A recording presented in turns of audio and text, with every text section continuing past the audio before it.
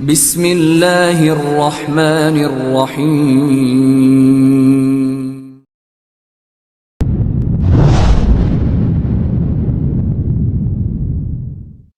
Yuk jadi bagian dari dakwah kami. Dukung operasional dakwah dan sosial kami, raih pahala amal jariah yang terus mengalir sampai hari kiamat. Assalamualaikum warahmatullahi wabarakatuh. Alhamdulillah wassalatu wassalamu ala Rasulillah. Segala puji dan puja kehadirat Allah Subhanahu wa taala, juga salawat dan taslim kepada Nabi besar Muhammad sallallahu alaihi wa ala alihi wa sahbihi wasallam. Dan insyaallah pada hari ini semoga Allah Subhanahu wa taala jadikan sebagai ilmu bermanfaat. Kita akan masuk ke bab baru, bab ke-65, masalah bab mengingat mati dan juga membatasi angan-angan. Seperti biasa teman-teman sekalian, bila kita akan masuk ke bab baru, saya biasanya coba memberikan gambaran lebih dalam lagi tentang masalah makna judul. Karena tidak ada penulis yang menulis sebuah judul kecuali dia ingin menyampaikan sebuah pesan penting dalam masalah ini. Dan ini tentu bab mengingat mati bukan hal yang baru bagi setiap manusia, bagi yang tentu menggunakan hati nuraninya dan akal sehatnya. Kalau dia pasti akan melalui kehidupan ini sampai batas waktu yang Allah Azza wa Jalla telah tentukan, yang dikenal dengan ajal. Sehebat apapun Anda menjaga makanan sehat, makanan yang berkualitas, sehebat apapun Anda mengatur pola tidur, juga olahraga, dan semua yang berhubungan dengan masalah hal-hal yang sering dibahas dalam masalah kesehatan manusia, bila ajal datang pasti akan meninggal. Tentu seseorang dalam Islam dianjurkan untuk ikhtiar, untuk menjaga kualitas makanannya, ya, udara, dan berolahraga, dan seterusnya. Namun semua itu tidak bisa menahan ajal bila sudah sampai pada waktunya. Kita pasti akan meninggal semuanya. Seorang ahli bela diri, binaragawan, tetap juga akan meninggal dunia. Begitu juga dengan orang yang sakit akan meninggal dunia. Namun berapa banyak orang yang sehat telah mendahului orang-orang yang sakit. Ya, banyak sekali kasus berhubungan dengan masalah ini. Intinya teman-teman sekalian, seorang muslim harusnya menyadari dengan sangat dalam hatinya kalau dia akan meninggalkan semua ini. Semua akan ditinggalkan. Sebuah wasiat Jibril alaihissalam pada saat datang kepada Nabi SAW dan mengatakan, "Ya Muhammad, ahbib man syi'ta fa innaka mufariqu." Wahai Muhammad, cintai siapa saja yang kau inginkan, toh juga kau akan berpisah. Wa ish ma syi'ta fa innaka mayyitun, dan hiduplah sesukamu, toh juga kau akan mati, ya, pasti. Wa'mal ma syi'ta, dan berbuat sesukamu, fa innaka majziyun bihi, karena kau pasti akan dibalas dengan hasil perbuatanmu itu. Jadi wasiat ini sangat luar biasa gitu. Bagaimana Jibril AS mengingatkan kepada Nabi SAW bahwasanya hidup ini ya pasti akan ada akhirnya. Dan tentu kita perlu sadari poin penting, bagi seseorang muslim kematian adalah awal segalanya. Itu kebahagiaan bagi dia. Karena dengan mati, dia akan melihat hasil perbuatannya. Begitulah yang dinukil dari sebagian salafus salih, di mana kalau mereka menemukan ada temannya akan wafat, maka mereka datang dan menyampaikan sebuah berita sambil mengatakan, ya, atau isi berita itu, terimalah berita gembira. Jadi orang mau wafat dikatakan terima berita gembira. Kenapa? Karena sebentar lagi kau akan bertemu dengan Allah. Sebentar lagi kau akan bertemu dengan Rasulullah SAW. Sebentar lagi kau menerima hasil dan melihat hasil daripada amal-amal solehmu. Jadi orang mukmin berkeyakinan seperti itu. Mati bukanlah sesuatu yang menakutkan bagi dia, tapi justru sesuatu yang membahagiakan, sesuatu yang ditunggu. Dan agar melahirkan perasaan itu, tentu kita harus menjalankan hadis Nabi SAW pada saat ditanya oleh beberapa sahabat, manil mu'minina akyas, siapa orang mukmin yang paling cerdas? Maka beliau mengatakan, mereka yang paling banyak mengingat kematian dan punya persiapan setelah kematian tersebut.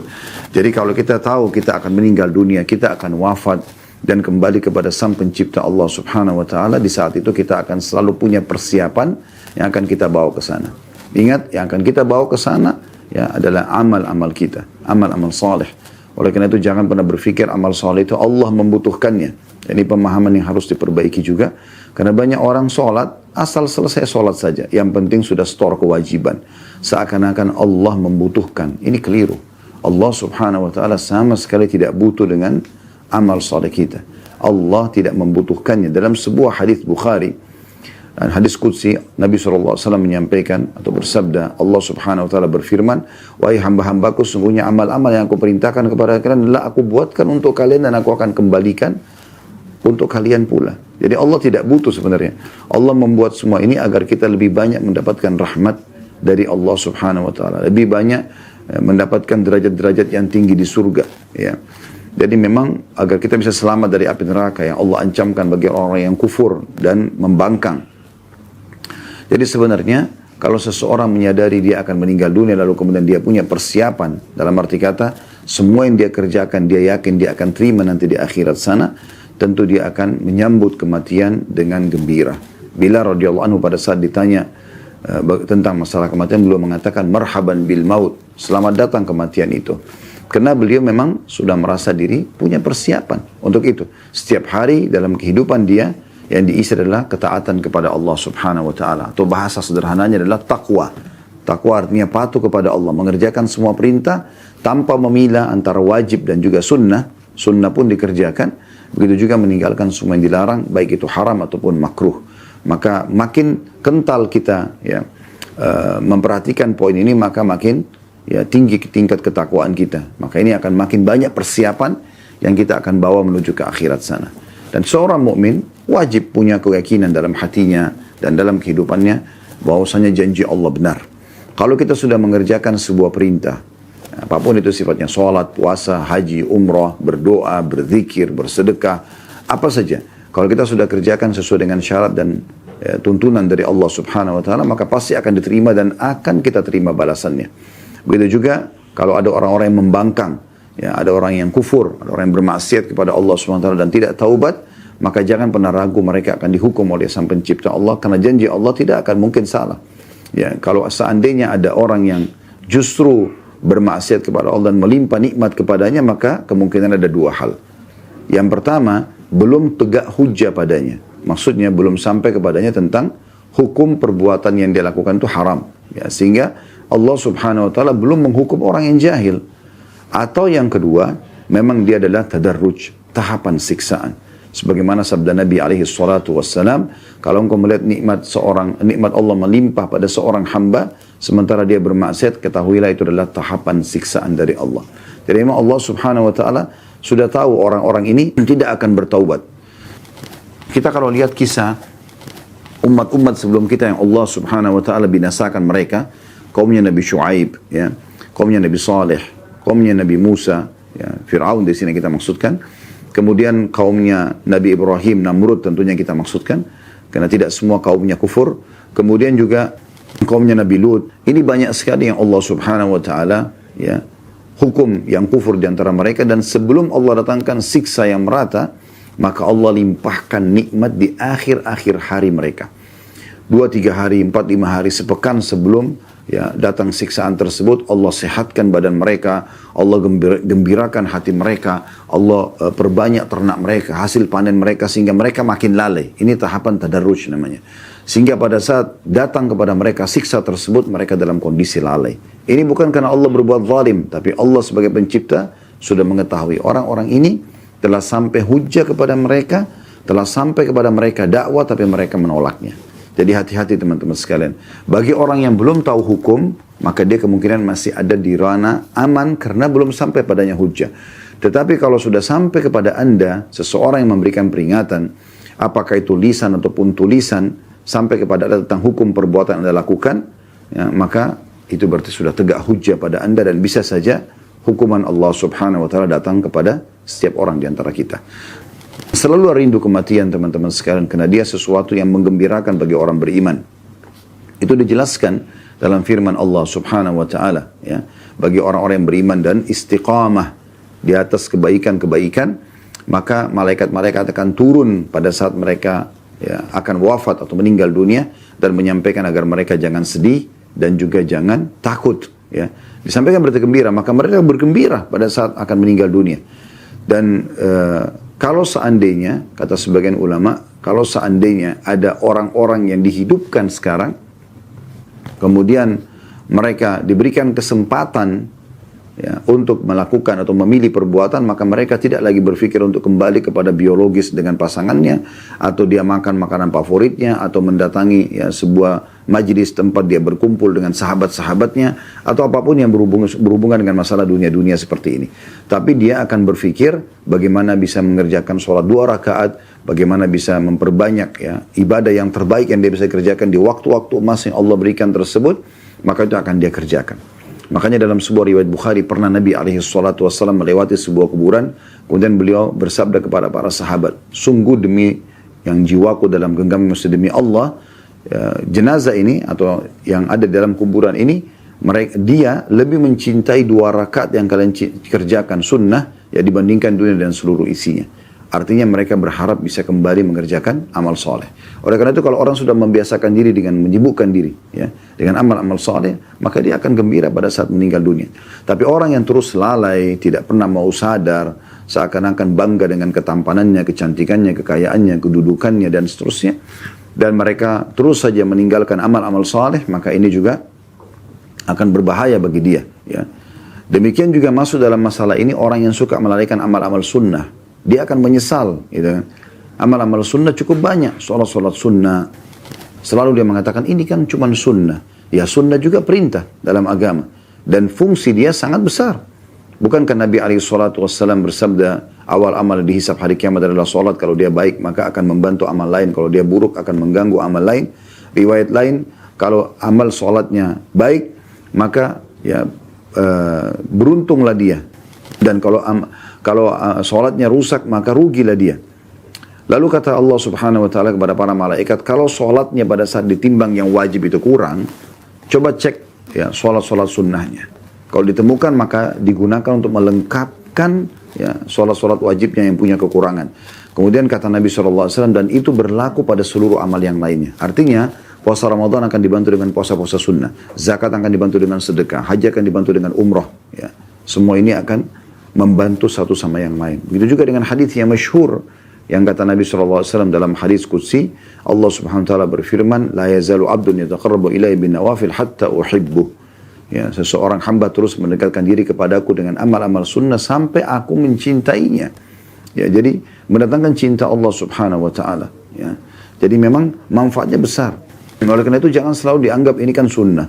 Zikir pagi petang dibengkalikan, baca Al-Quran, ya tilawah dalam bacaan seharian juga dibengkalikan, atau mungkin bakti pada orang tua yang dia bisa lakukan dengan sangat mudah di masa kita sekarang ini dengan cara ya misalnya telepon, WA, ya mengirimkan hadiah-hadiah, transportasi sangat mudah untuk menyampaikan di kota yang orang tua kita berada, atau di kampung atau di desa, ataupun bahkan lintas negara. Kita sekarang di masa ini bisa semuanya ya berbakti dengan sangat lebih mudah ya, atau sangat mudah. Seperti sekarang kalau ada orang puasa misalnya di satu negara, orang tua kita misalnya ada di Amerika, kita lagi di Indonesia. Sangat mudah di saat sekarang kita bisa masuk di website restoran-restoran yang mungkin kita pun mau cari restoran halal ada, kemudian kita kirimkan buka puasa ke rumah mereka, ya di waktu mereka di sana, dan kita tinggal transfer online, semuanya bisa. Lintas negara pun bisa. Mendapatkan pahala buka puasa pun bisa, ya. Orang di negara-negara lain pun bisa, tinggal kita punya link kepada website yayasan-yayasan sosial di sana misalnya, maka sangat mudah gitu kan. Jadi di masa sekarang ini sangat mudah orang memperbanyak amal-amal saleh, maka jangan sia-siakan itu. Di atas ranjang sebelum tidur pun dengan online kita bisa bersedekah kepada 1000 orang fakir, kepada 1000 orang janda, 1000 anak yatim. Kita bisa menyebarkan Al-Quran, kita bisa menggali sumur, kita bisa banyak mengerjakan amal-amal saleh yang nanti bermanfaat buat kita. Ingat teman-teman sekalian, jangan pernah perhitungan di jalan Allah, ya, agar Allah pun tidak perhitungan dengan kita, dan pasti itu semua maslahatnya kembali kepada kita sendiri. Oleh karena itu kesempatan emas, mumpung masih hidup, perbanyak amal saleh. Karena kalau mati sudah datang akan terjadi penyesalan. Ada sebuah riwayat dihasankan oleh At-Tabarani. Riwayat ini unik ya, menurut saya dalam arti kata unik sini positif ya, dan harusnya menjadi pegangan setiap orang beriman. Ya, kurang lebih makna hadisnya kata Nabi SAW, sesungguhnya orang beriman itu walaupun masuk ke dalam surga, dia tetap akan menyesali waktu-waktu di dunia yang sempat dia tidak berzikir kepada Allah. Dalam arti kata, sudah masuk ke dalam surga pun, kalau ada waktu-waktu yang sempat kita sia-siakan sebagai orang beriman, itu akan ada penyesalan. Ya. tetap kita menyesal. Coba dulu waktu saya duduk nongkrong sama teman-teman saya itu, saya baca Quran aja ya, atau saya berzikir aja ya. Coba dulu orang miskin yang sempat lewat minta itu saya tidak luputkan, tetap saya berikan kepada dia. Coba dulu pada saat Allah masih berikan kesempatan orang tua saya hidup, saya coba berbakti sama mereka. Coba dulu saudari saya yang janda itu saya coba yang penuhi kebutuhannya, saya membiayai ya tante-tante saya, paman dan ponakan-ponakan. Coba dulu gitu. Tapi sudah qadar Allah ya. Semestinya hadis yang seperti ini kita dapat bocorannya. Ini terjadi nanti di surga. Walaupun dia bersyukur kepada Allah SWT karena sudah masuk surga, tapi ada penyesalan dia. Kenapa di saat dunia dulu Allah berikan dia kesempatan justru dia tidak maksimalkan dalam beribadah kepada Allah Subhanahu Wa Taala. Sudahlah, yang lalu-lalu kita tidak sedang membahas yang lalu. Tapi setiap kali Anda duduk di majelis ilmu seperti ini, maka Anda berarti sedang mendapatkan peringatan dari Allah Subhanahu Wa Taala. Maka jangan sia-siakan waktu kita ke depan. Mulai detik ini ke depan, semuanya berisi pada hal-hal yang bermanfaat. Jangan lagi ada hal-hal yang sia-sia, yang tidak ada manfaatnya sama sekali buat kita. Yang mubah saja mungkin bisa membuat seseorang masih menyesal. Apalagi kalau terjerumus pada hal-hal yang haram gitu ya. Baik, kita akan masuk teman-teman sekalian ke bab kita, bab mengingat mati ini. Dan membatasi angan-angan, maksudnya membatasi angan-angan yang berhubungan dengan masalah dunia.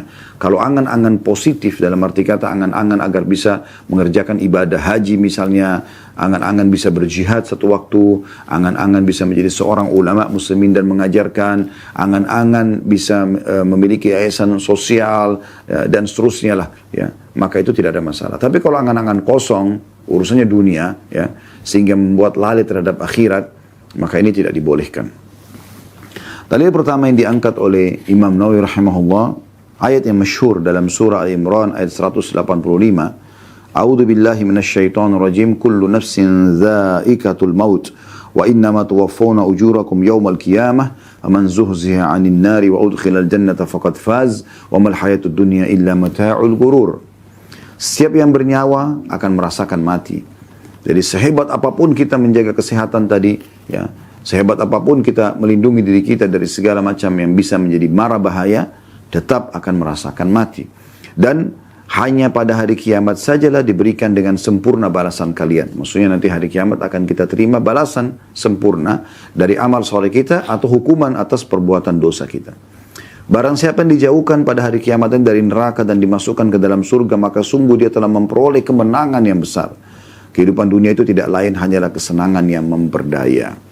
Dalam arti kata, menipu bagi orang-orang yang tidak tahu hakikat daripada hidup di dunia. Toh dia juga akan melaluinya, dia akan meninggalkannya. Dan semua hanya akan jadi kenangan. Ya. Semua akan jadi kenangan. Kalau kita meninggal dunia, semua orang akan mengenang. Oh itu bajunya si fulan, itu sepatunya dia, oh itu dompet dia, oh itu rumah dia, oh itu mobil dia, oh itu istri dia, oh itu suami dia, itu anak dia. Dan seterusnya, dan itu hanya hitungan hari. Pastikan hanya hitungan hari. Setelah itu, istri atau suami kita bisa menikah lagi, anak-anak juga akan sibuk dengan aktivitasnya masing-masing, semua pakaian kita akan dibagikan, warisan akan dibagi dan seterusnya. Dan hanya dikenang beberapa hari. Setelah itu sudah menjadi hak orang lain dan kemudian akhirnya mereka pun sibuk dengan kehidupan mereka dan akan terulang lagi. Pada saat mereka meninggal juga akan dikenang menjadi hak mereka hitungan hari. Kita pemilik pertama tidak akan dikenang lagi. Tidak akan dikenang lagi. Semua itu akan hilang. Yang akan bersama kita hanya amal saleh yang selama ini banyak orang lalaikan. Wallahul musta'an.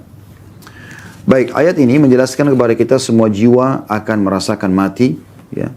Kemudian juga akan ada pembalasan yang akan kita terima sempurna. Di sini saya katakan tadi, di awal pembukaan kita tidak ada keraguan terhadap janji Allah. Kalau kita berbuat amal saleh pasti akan kita terima. Ya. Dan kalau kita berbuat dosa pasti juga akan ada hukumannya. Kecuali kita sempat bertaubat ya. Kemudian juga dijelaskan kalau orang-orang yang ya, diselamatkan nanti di hari kiamat ya, dari api neraka dan masuk ke dalam surga, sungguh itu kemenangan. Memang ini kemenangan yang sebenarnya. Kalau Anda mau cari kemenangan yang sebenarnya hanya ini saja. Nggak ada kemenangan yang lain. Kemenangan dalam permainan, kemenangan dalam peperangan, ini cuma kemenangan semu di dunia sebentar. Tapi kalau kemenangan yang sebenarnya pada saat kita betul-betul kaki ini sudah masuk ke dalam surga.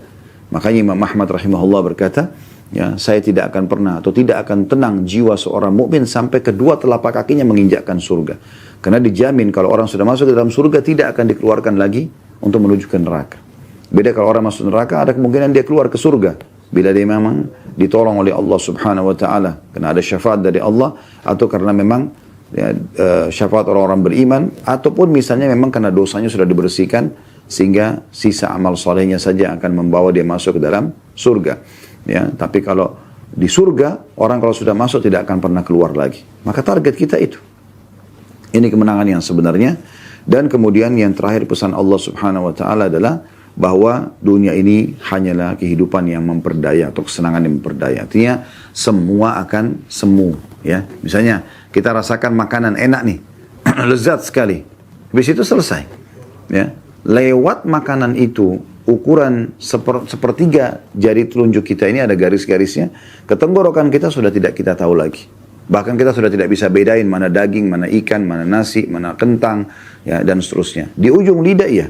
Model di depan mata kita sudah makan, iya. Tapi kalau sudah lewat, maka sudah selesai urusannya. Ya. Maka semu sebenarnya, semu.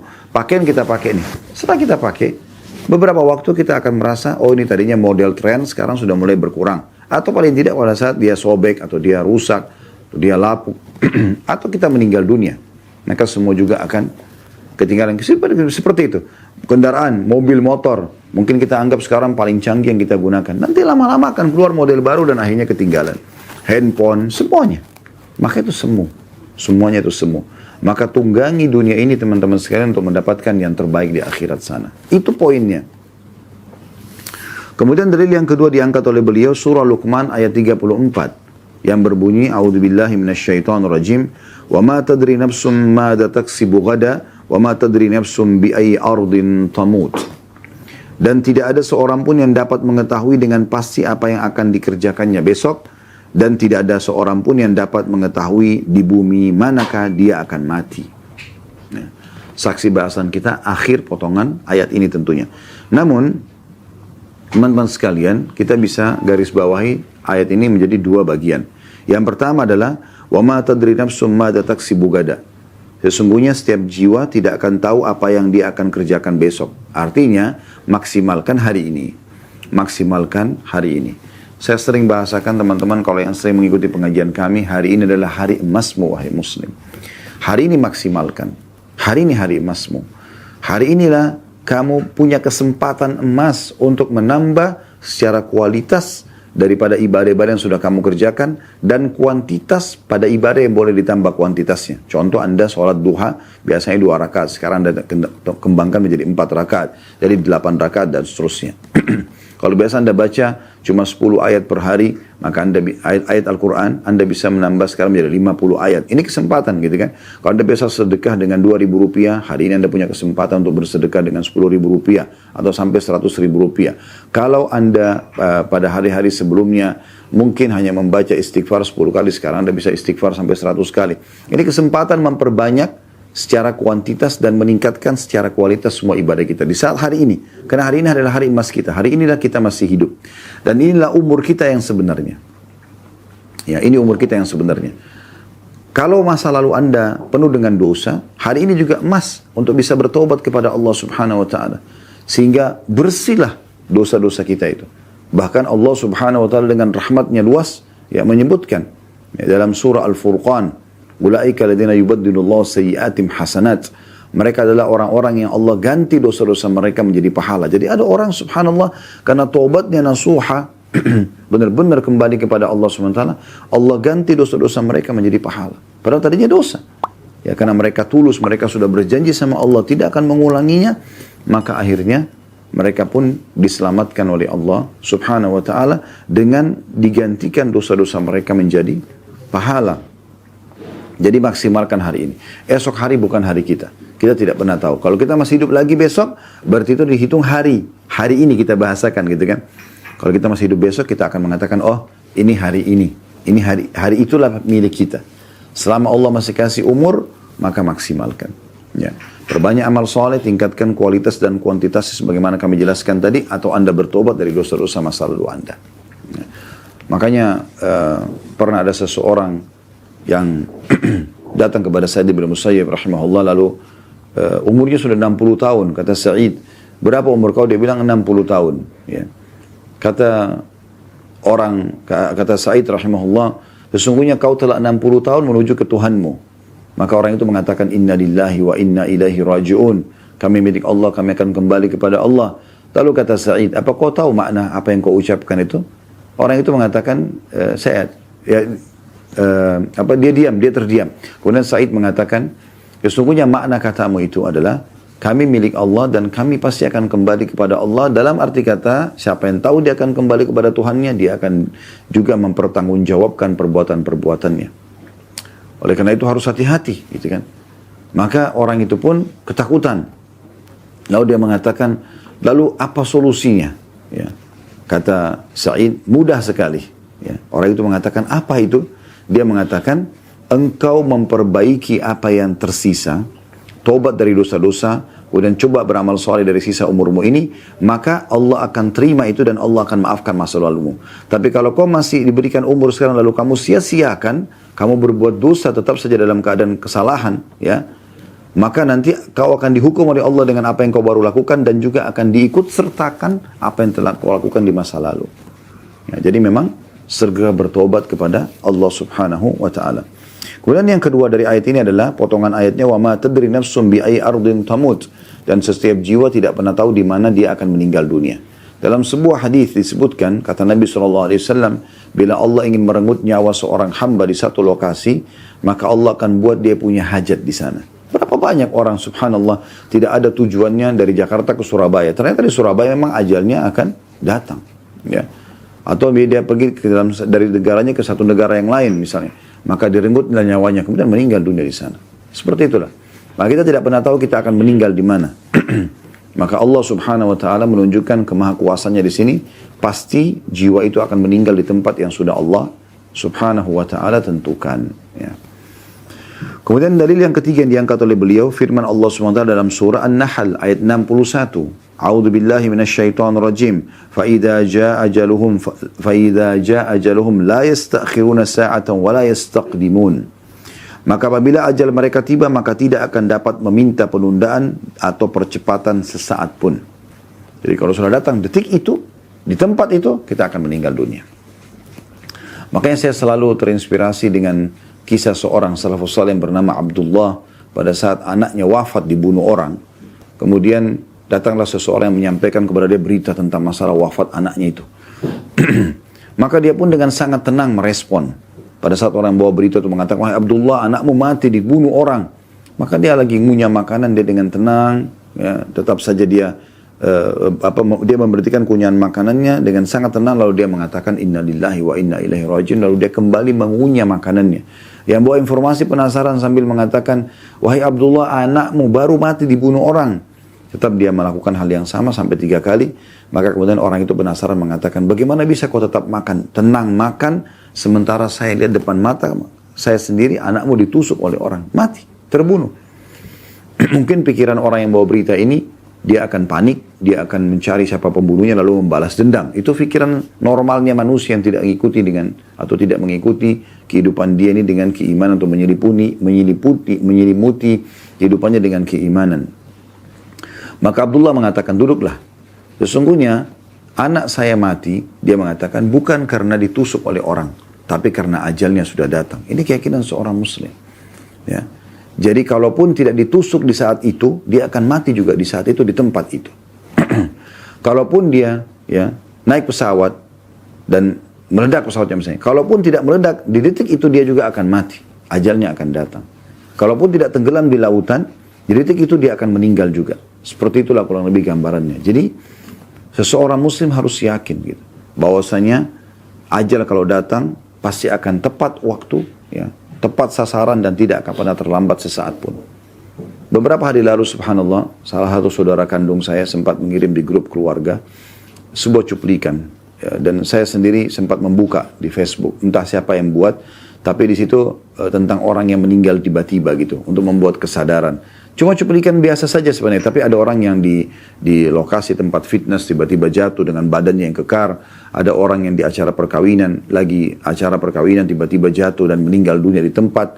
Ya, ada orang yang lagi jalan ngobrol tiba-tiba meninggal dunia, dan sekian banyak gitu. Ya, ada anak kecil yang lagi bermain kemudian tiba-tiba saja tanpa sebab tiba-tiba jatuh kemudian meninggal dunia.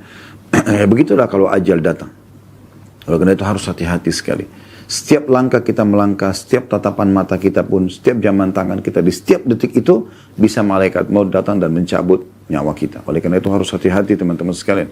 Jangan selalu lalai, jangan selalu menganggap remeh, mengatakan, oh ini masih belum, saya masih muda, belum masuk ke ruangan ICU, rambut saya belum putih, jenggot saya belum putih, badan saya, kulit saya belum keriput. Ini semua ya godaan-godaan syaitan yang membuat kita lalai. Berapa banyak orang yang meninggal masih muda, bahkan masih anak-anak bisa meninggal. Ya, oleh karena itu harus hati-hati. Apalagi kalau orang yang sudah mencapai umur-umur yang sudah memang mendekati ajal itu. Seperti mendekati 60 tahun misalnya. Karena kata Nabi SAW, umur umatku antara 60 sampai 70. Berarti sudah masuk di peringatan Nabi SAW. Kalau di umur ini pun masih lalai, ya masih terus bermaksiat kepada Allah, ini luar biasa ini. Sudah menjelang sampai ke ajalnya. Gitu kan. Maka harus hati-hati. Walaupun bisa saja dia lebih daripada itu. Tapi itu sudah bonus kalau ada lebih daripada 70 tahun. Karena Nabi SAW mengatakan itu. 60 sampai 70. Dan sangat sedikit ya, yang melewatin itu. Kemudian selanjutnya dalil yang keempat beliau angkat adalah surah Al-Munafiqun ayat 9 sampai ayat 11. Ini menggambarkan tentang penyesalan ya, orang-orang yang menyia-nyiakan tidak berbuat amal soleh semasa hidupnya. Nanti pada saat malaikat maut datang baru dia nyesel. Ya. Walaupun digambarkan dalam ayat-ayat ini tentang masalah sedekah. Tapi ditarik oleh para ulama secara umum amal soleh yang akan disesali bagi orang yang selalu melalaikannya. Firman Allah SWT berbunyi dari ayat 9 sampai ayat 11 Al-Munafiqun. A'udzu billahi minasyaitonir rajim. Ya ayyuhalladzina amanu la tulhikum amwalukum wala auladukum an dzikrillah wa man yaf'al dzalika fa ulaika humul khasirun wa anfiqu mimma razaqnakum min qabli an ya'ti ahadakumul maut fa yaqula rabbi laula akhartani ila ajalin qaribin fa asaddaqa wa akum minas salihin wa la yu'akhkhirallahu nafsan idza jaa ajaluha wallahu khabirum bima ta'malun. Wahai orang-orang beriman, artinya akan tersentuh orang yang ada iman dalam hatinya. Karena Allah memanggil mereka. Janganlah harta benda kalian, ya, bisnis yang dikembangkan, harta yang disimpan, ditumpukkan, ditabung, ya, dan anak-anak kalian, yang biasanya orang banyak bermain dengan anak-anaknya, memenuhi kebutuhan anak-anaknya, melalaikan kalian dari mengingat Allah. Azan, semua tinggalkan aktivitas. Dahulukan hak Allah subhanahu wa ta'ala. Gitu kan. Dan barang siapa yang berbuat demikian, maka mereka adalah orang-orang yang rugi. Siapa yang sampai membuat meetingnya, sampai meninggalkan sholat, urusan dunianya sampai hanya meninggalkan urusan akhiratnya, anak-anaknya karena permintaan yang mendesak dari anak-anak, sehingga dia lalai dari Allah subhanahu wa ta'ala, mencari pendapatan-pendapatan haram misalnya, maka mereka adalah orang-orang yang rugi. Rugi dunia, rugi akhirat. Ya. Dan infakkanlah sebagian dari apa yang telah kami berikan kepada kalian sebelum kematian datang kepada salah seorang di antara kalian. Lalu pada saat itu, dia menyesal. Ya. Dia sambil berkata, ya, dalam kondisi menyesal, wahai Tuhanku, sekiranya engkau berkenan menunda kematianku sedikit waktu lagi. Berikan aku beberapa menit saja. Untuk apa? Untuk makan lagi makanan favorit, untuk kumpul lagi dengan pasangan, dengan anak-anak, untuk meeting lagi bisnisnya? Bukan. Agar aku dapat bersedekah dan aku termasuk orang-orang yang saleh. Dan Allah tidak akan menunda kematian seseorang apabila waktu kematian telah datang, dan Allah maha teliti terhadap apa yang kalian kerjakan. Ya. Jadi perlu ayat ini jadi bahan renungan yang sangat dalam, terutama ya ayat-ayat terakhir yang Allah SWT mengatakan, janganlah nanti kalau datang kematian baru kalian mengatakan wahai Tuhanku sambil menyesal. Ya. Berikanlah aku tenggang waktu sedikit saja. Ya. Makna sedikit di sini adalah walaupun cuma beberapa detik, beberapa menit saja. Untuk apa? Agar aku bisa bersedekah. Ya. Jadi tidak lagi aku tumpukan harta di rekeningku, tapi aku akan membantu si fulana, aku akan bantu si fulana, aku akan bantu ke yayasan ini, yayasan itu, pesantren ini, masjid itu. Tapi sudah tidak ada gunanya. Dan aku termasuk orang-orang soleh. Nah dari potongan ayat ini, ulama mengatakan masuk dalam umumnya amal-amal soleh yang lain. Dia akan menyesal. Dia akan berharap bisa sempat sholat, sempat baca Quran, sempat hadiri majelis ilmu, sempat bakti sama orang tua, sempat memberikan hak-hak orang lain, sempat meminta maaf dari kesalahan, ya, dan segala macam hal gitu.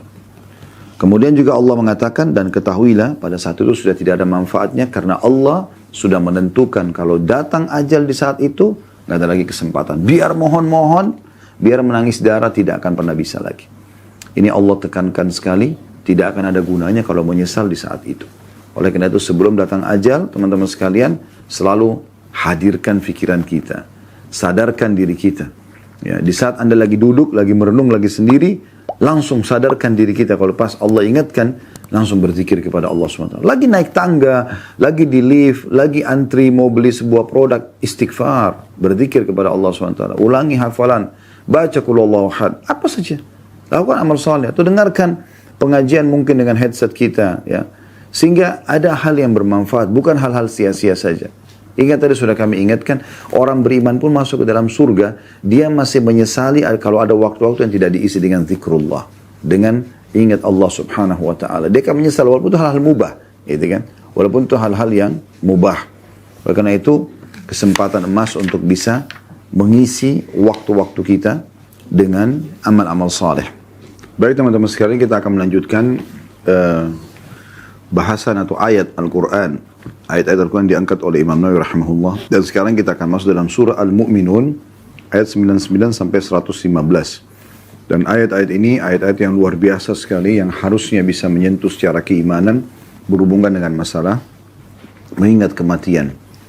Saya langsung bacakan saja dari ayat 99-nya bagi teman-teman di rumah yang mau melihat dari aplikasi handphone aplikasi Al-Quran di handphonenya juga bisa.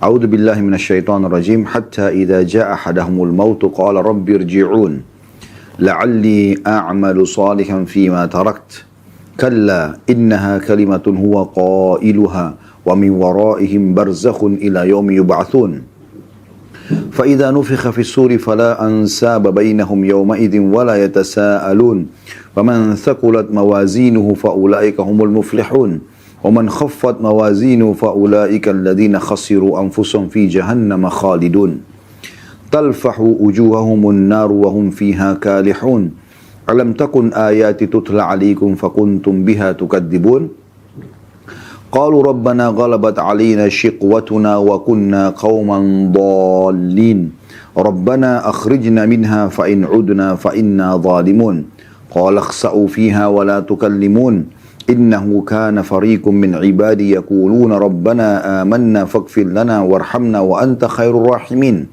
فاتخذتموهم سخريا حتى أنسوكم ذكري وكنتم منهم تضحكون إني جزيتهم اليوم بما صبروا أنهم هم الفائزون قال كم لبثتم في الأرض عدد سنين قالوا لبثنا يوما أو بعد يوم فاسأل العادين قال إن لبثتم إلا قليلا لو أنكم كنتم تعلمون أفحسبتم أنما خلقناكم عبثا وأنكم إلينا لا ترجعون. Renungi ayat demi ayat. Terjemahannya ayat 99, demikianlah keadaan orang-orang kafir itu. Hingga apabila datang kematian kepada seseorang dari mereka, barulah mereka berkata. Pada saat lihat malaikat maut, baru mereka sadar dan mereka berkata, wahai Tuhanku, kembalikanlah aku ke dunia, agar aku dapat berbuat kebaikan yang telah aku tinggalkan. Jadi ini kita bagi, ini potongan ayat yang perlu kita jelaskan. Jadi nanti pada saat orang meninggal, umumnya perkataan mereka seperti ini, yang diikuti dengan penyesalan bagi orang kafir secara khusus, orang munafik, orang musyrik, dan juga bagi orang yang banyak berbuat dosa, namun dia tidak sempat taubat, sehingga akhirnya arahnya lebih cenderung kepada neraka. Maka mereka akan menyesal, mereka berharap agar dikembalikan pada saat itu. Minta waktu sejenak saja, beberapa detik saja, yang penting bisa sempat bertaubat. Maka Allah menjawab, ya, tidak mungkin, sekali-kali tidak. Sungguh itu adalah dalih yang diucapkannya saja. Itu hanya perkataan dia saja, biar dia mohon tidak akan mungkin dikabulkan. Dan di hadapan mereka ada barzakh, ya. Dan barzakh ada footnote nomor 472 di situ, yaitu dinding penghalang antara mereka dengan hari kebangkitan. Tapi sudah masuk ke alam barzakh. Dan barzakh ini teman-teman akan dimasuki alam ini oleh setiap ruh, ya, orang beriman atau orang kafir, sempat jasadnya dimasukkan ke dalam tanah atau tidak. Jadi sebuah alam yang Allah sendiri lebih mengetahui tentang di mana letaknya, ya. Tapi yang jelas ada alam barzakh. Itu nanti akan menjadi awal pintu dia menuju kepada hari kebangkitan nantinya. Apabila sangkakala ditiup nanti, menjelang hari kiamat, maka tidak ada lagi pertalian keluarga di antara mereka pada hari kiamat itu. dan tidak pula mereka saling bertanya. Nah, maksudnya nanti pada hari kiamat nggak bisa lagi orang, oh ini karena istri saya, ini karena suami saya, ini anak saya, ini orang tua saya, ini paman, ini tante, ini ponakan. Nggak ada lagi itu, ya. Maksudnya tidak ada itu bisa digunakan untuk membantu kita. Nggak bisa lagi, ya. Karena orang masing-masing akan menyelamatkan diri. Ya, dalam beberapa riwayat disebutkan orang akan lari dari, ya, pasangannya sendiri karena memang dia khawatir jangan sampai ada hak-hak yang belum sempat dia berikan, ya. Atau mungkin ada hal-hal yang pernah dia sakitin kemudian belum sempat minta maaf dan pasangan pun belum memaafkan misalnya, atau orang tuanya atau anaknya, maka semua orang akan lari dari orang-orang yang mereka dekat atau cintai pun. Dalam ayat yang lain Allah mengatakan yauma yafiru mar'u min abi, pada hari itu orang lari dari ayahnya, wa ummihi wa yauma yafiru mar'u min akhi, pada hari itu orang lari dari saudaranya, wa ummihi wa abi, dan ibunya juga ayahnya, wa sahibatihi wa bani, dan juga istrinya juga anak-anaknya. Likulli imri'in minhum yawma idzin sya'nu yughni. Pada hari itu orang semua sibuk untuk menyelamatkan dirinya masing-masing. Ini yang Allah gambarkan. Maka pada saat ditiup sangkakala, kita selalu ingin berharap supaya jangan sampai, ya, bertemu dengan orang-orang yang bisa menuntut hak-haknya pada diri kita. Oleh itu teman-teman sekalian, sering kami ingatkan untuk diri saya sendiri, kemudian teman-teman sekalian, menuju ke akhirat bawalah dua hal. Bawa amal saleh dan teman-teman saleh yang bisa membantu kita dengan syafaatnya, ya. Dan jangan bawa dua hal, jangan bawa musuh dan dosa yang akan menyusahkan kita tentunya. Lalu kemudian Allah mengatakan, barang siapa yang berat timbangan kebaikannya pada hari itu, maka merekalah orang-orang yang beruntung. Dan barang siapa yang ringan timbangan kebaikannya, dosanya lebih banyak, maka mereka adalah orang-orang yang merugikan diri mereka sendiri dan mereka kekal di dalam neraka jahanam. Nah, dalam arti kata, orang nanti kalau terlalu banyak dosanya dan akhirnya ditimbang dengan amal soleh, maka tentu saja dia akan merugi dan akan dimasukkan ke dalam api neraka. Di hari kiamat nanti teman-teman, ada orang yang masuk surga tanpa hisab. Ini para nabi-nabi, para syuhada, dan tentu orang-orang yang Allah berikan kesempatan mereka, dan semoga kita termasuk di antaranya, karena kita bisa mohon kepada Allah agar dimasukkan ke dalam surga tanpa hisab, jadi tidak ditimbang lagi amalnya. Ada orang yang masuk surga tapi ditimbang dulu amalnya. Kenapa? Karena dosanya masih lebih berat daripada amal solehnya, atau masih berimbang, ya, sehingga dia butuh syafaat pertolongan. Ada juga orang yang masuk neraka tanpa timbangan, atau orang kafir tidak ditimbang gitu, mereka akan masukkan ke dalam api neraka. Karena tidak berguna amal-amal kebaikan yang mereka kerjakan. Cuma Allah dengan kemahadilannya akan memperlihatkan kepada mereka, ini loh amal-amal yang kau pernah kerjakan dari yang baik, tapi tidak menilai karena kau tidak beriman. Dan ini dosa-dosamu yang membuat kau akan masuk ke dalam api neraka. Kemudian dikatakan di neraka itu wajah mereka dibakar oleh api neraka itu.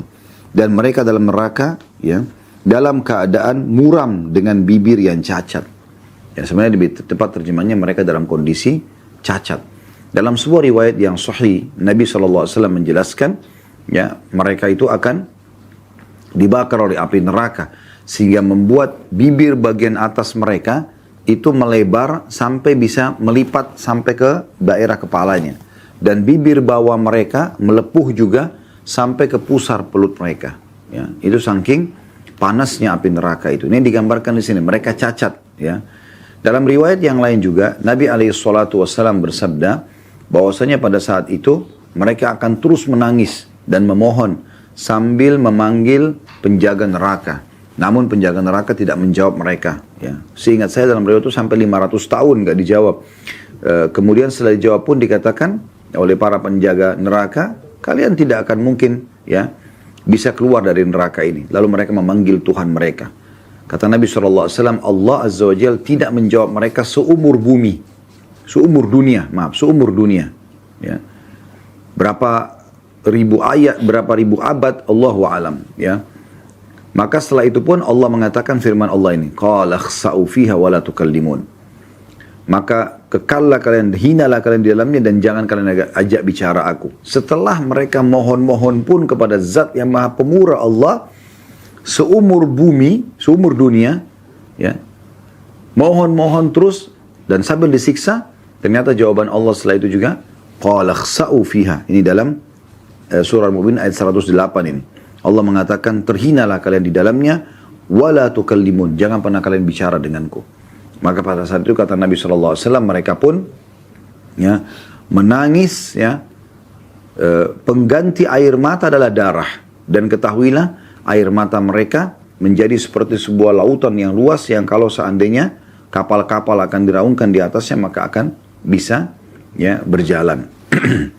Jadi ini yang dimaksud, mereka cacat dan juga mereka akan ya dihinakan oleh Allah Subhanahu wa taala di dalam neraka itu sendiri. Lalu Allah mengatakan, sebabnya adalah, bukankah ayat-ayatku telah dibacakan kepada kalian tapi kalian selalu mendustakannya? Ya. Dalam arti kata, sudah sampai kepada kalian ya firman-firmanku. Ya, jadi tidak ada hujjah, tidak ada orang kalau sudah tegak padanya hujjah, sudah sampai kepadanya informasi, maka mereka akan tidak bisa membantah Allah Subhanahu wa taala pada hari kiamat. Tidak akan pernah bisa negosiasi, gitu kan? Karena telah sampai kepadanya. Dan subhanallah, di masa kita sekarang bisa kita katakan tidak ada orang yang tidak sampai hujjah kepada mereka, karena media sangat luar biasa. Para ulama, para dai dengan luar biasa gencarnya menyampaikan tentang agama Allah Subhanahu wa taala, tentang halal haramnya. Bahkan seringkali Allah jadikan beberapa tragedi, tanda kutip di sini, agar orang mengetahui tentang Islam itu, ya. Orang jadi tahu tentang Al-Quran, orang tahu tentang umat Islam. Ya, banyaknya masjid yang dibangun di sana sini, dikumandangkan azan, umat Islam berpuasa. Satu dunia sekarang tahu kalau Ramadan umat Islam itu berpuasa dengan adanya media misalnya. Ya, kemudian Al-Quran ditilawakan dengan berbagai macam terjemahan, berbagai macam bahasa terjemahannya. Jadi semua sudah sampai kepada mereka sebenarnya informasi, tinggal mereka mau pelajari atau tidak gitu. Maka Allah mengatakan itu, bukankah ayat-ayatku telah dibacakan, namun kalian tetap mendustakannya? Maka mereka berkata, wahai Tuhan kami, kami telah dikuasai oleh kejahatan kami. Ini syiqwah, ya. Ghalabat alaina syiqwatuna. Ya Allah, kami telah dikuasai oleh kejahatan atau hawa nafsu kami. Ya. Dan kami ya, termasuk orang-orang yang sesat. Jadi mereka akui pada saat itu, iya sih, waktu itu memang ya Allah, ya saya memang yang lalai, saya memang yang begini dan begitu. Dia akui, gitu kan. Namun pada saat mereka bilang, setelah mengakui kami telah dikuasai oleh kejahatan kami dan kami orang-orang yang sesat, wahai Tuhan kami, keluarkanlah kami dari neraka ini dan kembalikan kami ke dunia.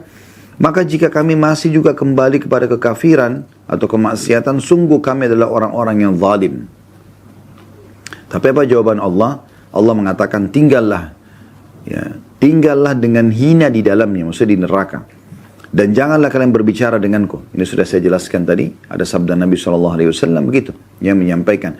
Mereka memanggil Tuhan mereka Allah. Allah tidak menjawab mereka seumur ya, dunia ini. Setelah itu pun Allah menjawab dengan firman Allah ini. Qala khsa'u fiha wa la tukallimun. Ya, tinggallah kalian dalam kondisi hina di dalamnya dan jangan kalian berbicara denganku. Sampai akhirnya mereka menangis, pengganti air mata, darah yang keluar. Gitu kan. Karena penyesalan yang luar biasa gitu. Sungguh ada segolongan dari hamba-hambaku, ya kata Allah SWT, di dunia, berkata sambil berdoa, wahai Tuhan kami telah beriman dan ampunilah kami dan berilah kami rahmat. Engkau adalah pemberi rahmat yang terbaik.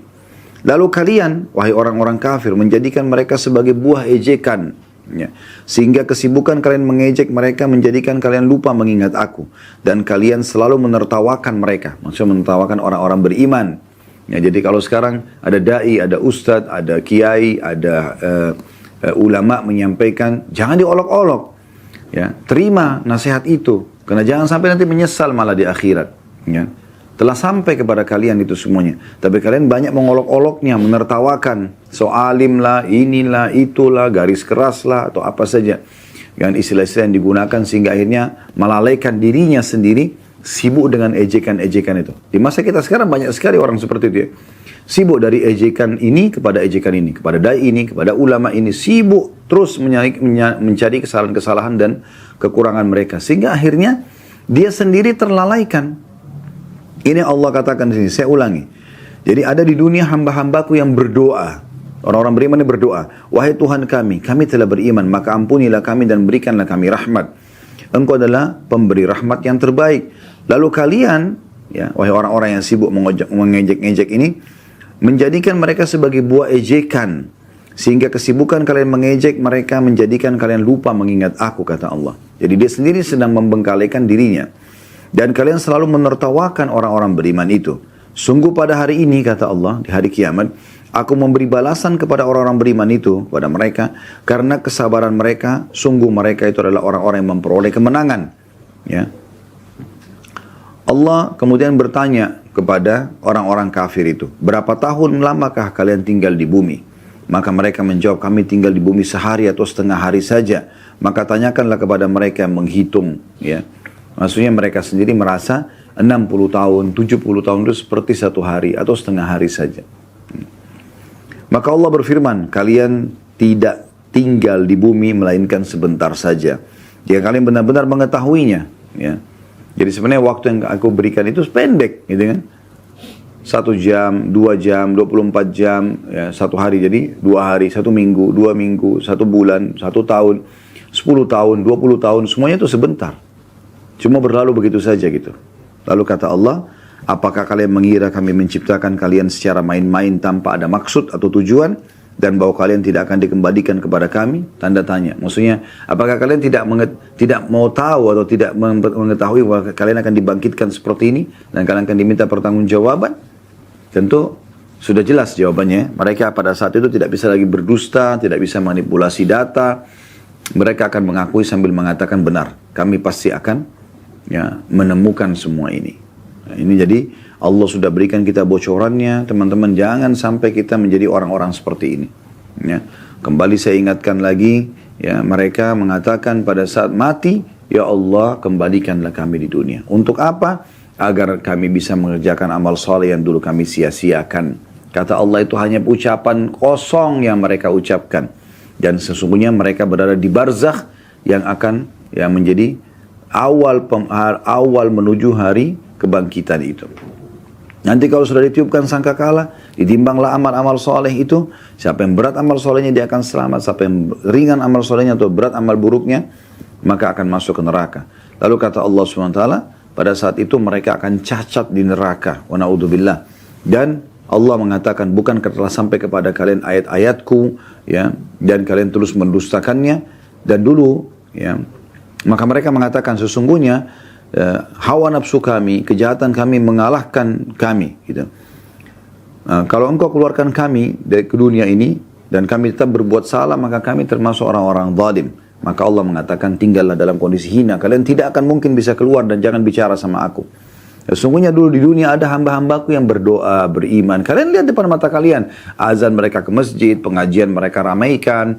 Mereka selalu sibuk dengan mengingatkan, menyeru pada kebaikan, melawan dari kemungkaran, membaca Al-Quran, bakti sama orang tuanya, sibuk dengan pesantren, masjid, dan seterusnya. Kalian tahu itu, tapi kalian jadikan mereka sebagai bahan ejekan. Dan bahan ejekan kalian itu membuat kalian lalai dari aku, kata Allah. Maka hari ini aku balas mereka dengan keselamatan. Lalu kata Allah Subhanahu Wa Taala, berapa lama kalian hidup di dunia? Ditanya orang-orang yang lalai atau orang kafir ini. Mereka bilang cuma sehari atau 2 hari saja. Kata Allah, memang kalian akan sebentar sekali ya hidup di dunia itu. Apakah kalian mengira kalian kami ciptakan sia-sia saja tanpa akan kembali kepada kami?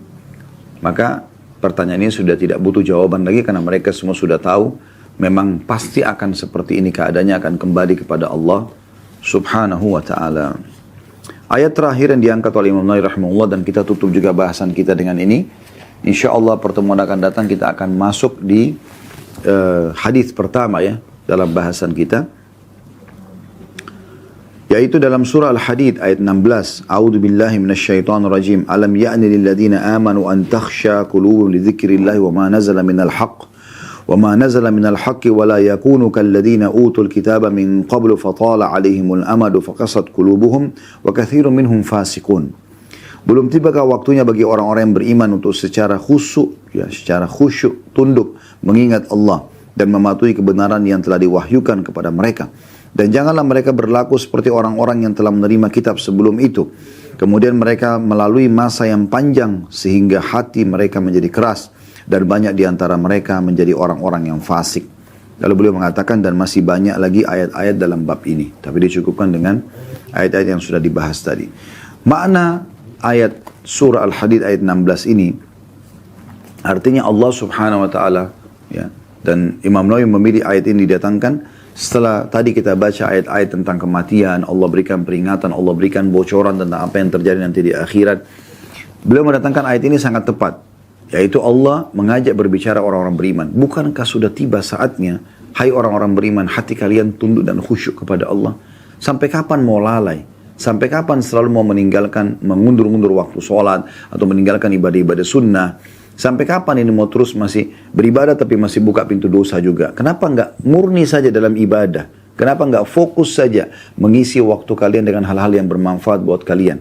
Kenapa? Ya, kata Allah SWT, belum tiba saatnya kah orang-orang beriman itu harusnya hatinya khusyuk mengingat Allah dan juga mematuhi kebenaran yang telah diwahyukan kepada mereka. Kerjakan perintah, tinggalkan larangan, ya. Menikmati yang halal, meninggalkan yang haram.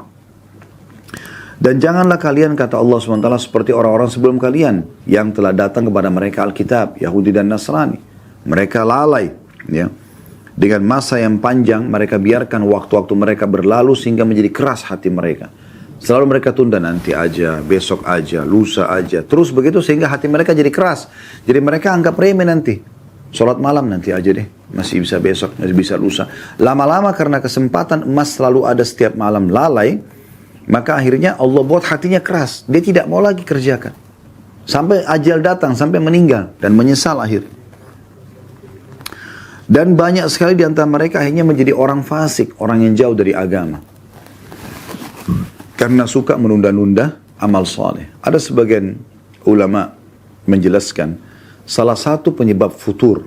Ya, jauh dari agama. Atau melemahnya iman. Itu bukan hanya kemaksiatan saja.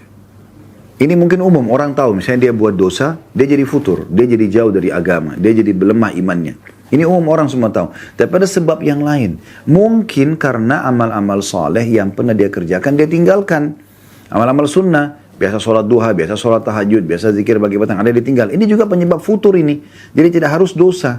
Tapi amal soleh yang sudah dia rutinkan kerjakan, tiba-tiba dia kurangi atau dia hilangkan, maka ini membuat datangnya futur itu sendiri atau jauh dari agama Allah Subhanahu wa taala. Oleh karena itu kalau kita sudah mengerjakan sebuah perintah, jangan dilalaikan. Terus komitmen jaga, ya. Ingat, untuk menjadi seorang yang juara gampang. Tapi untuk menjaga supaya kita selalu juara nomor 1 misalnya, maka ini butuh perjuangan. Oleh karena itu butuh perjuangan dalam istiqamah, ya. Ingat selalu, saya ingatkan 4 hal ya kiat untuk istiqamah, majlis ilmu. Selalu buat simbol tidak ada hari tanpa ilmu. Yang kedua, amalkan isi ilmu itu. Jangan cuma dengar, sholat duha, sholat malam, sedekah, baca Quran, hafal Quran, bakti orang tua dan seterusnya, tapi tidak diamalkan. Yang ketiga, komunitas. Dan yang keempat, berdoa kepada Allah Subhanahu wa taala agar kita bisa selalu istiqomah sampai ajal datang. Ingat, tugas kita semua hanya sampai ajal datang. Saya sebagai suami misalnya, dan semua laki-laki sebagai suami, bertugas sebagai suami memberikan hak istri hanya sampai ajal datang. Dan itu karena Allah Subhanahu wa taala.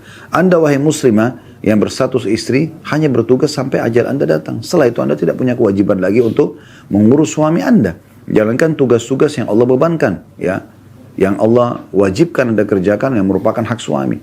Sebagai orang tua hanya sampai ajal datang, sebagai anak hanya sampai ajal datang, sebagai tetangga, sebagai ya, sahabat dan seterusnya. Semua ini sampai ajal datang. Oleh karena itu kita maksimalkan waktu selama ajal itu atau sampai ajal itu datang nanti dengan hal-hal yang baik. Mulai hari ini teman-teman sekalian, jangan tunda lagi untuk menjadi orang yang lebih taat kepada Allah Subhanahu wa taala, karena orang yang taat kepada Allah akan mendapatkan rahmat Allah, kebahagiaan, ketenteraman hati dan juga ya keselamatan di akhirat nanti. Mudah-mudahan apa yang kita bahas pada hari ini bermanfaat buat kita semua dan Allah jadikan sebagai tambahan amal untuk kita semua pada hari kiamat. Subhanakallahumma bihamdika asyhadu an la ilaha illa anta astaghfiruka wa atubu ilaik. Wassalamualaikum warahmatullahi wabarakatuh.